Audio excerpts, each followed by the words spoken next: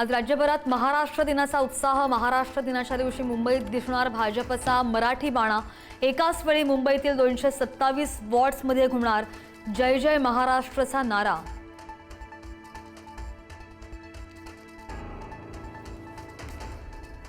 मुख्यमंत्री फडणवीसांकडून हुतात्मा चौकास अभिवादन। महापौर रितू तावडे, मुंबई पालिका आयुक्तांकडूनही हुतात्मा स्मारकास अभिवादन। महाराष्ट्रासाठी बलिदान देणाऱ्या हुतात्म्यांना नमन।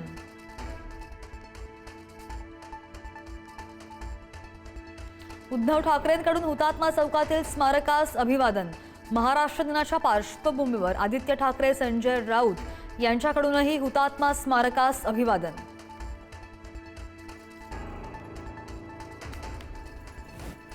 ठाण्यामध्ये उपमुख्यमंत्री एकनाथ शिंदेंच्या हस्ते ध्वजारोहण। शिवाजी पार्कमध्ये मुख्यमंत्री फडणवीसांच्या उपस्थितीत महाराष्ट्र दिनाचा सोहळा।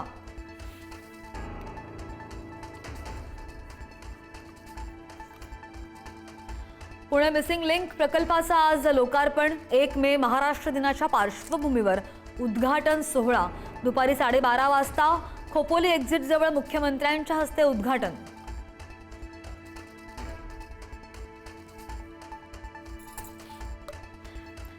मराठी सक्तीच्या मुद्द्यावरून राज ठाकरेंचं सरकारला खडेबोल।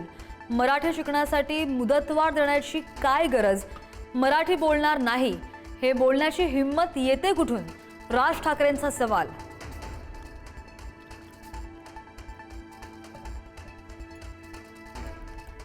महाराष्ट्रामध्ये राहणाऱ्यांना मराठी आलीच पाहिजे, मराठी भाषेचा अभिमान असलाच पाहिजे, मुख्यमंत्री फडणवीसांचं वक्तव्य। मराठी येत नाही त्यांना मराठी शिकवणार असल्याचंही मुख्यमंत्र्यांचं विधान।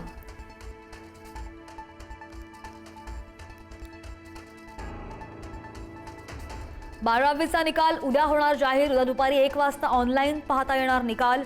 त्या अगोदर सकाळी 11 वाजता बोर्डाची पत्रकार परिषद।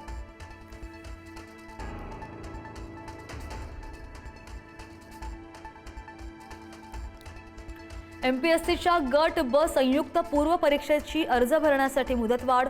उमेदवारांना अर्ज भरण्यासाठी 14 मे पर्यंत संधी। गट ब परीक्षेचा अर्ज भरण्यासाठी 14 दिवसांची मुदतवाढ।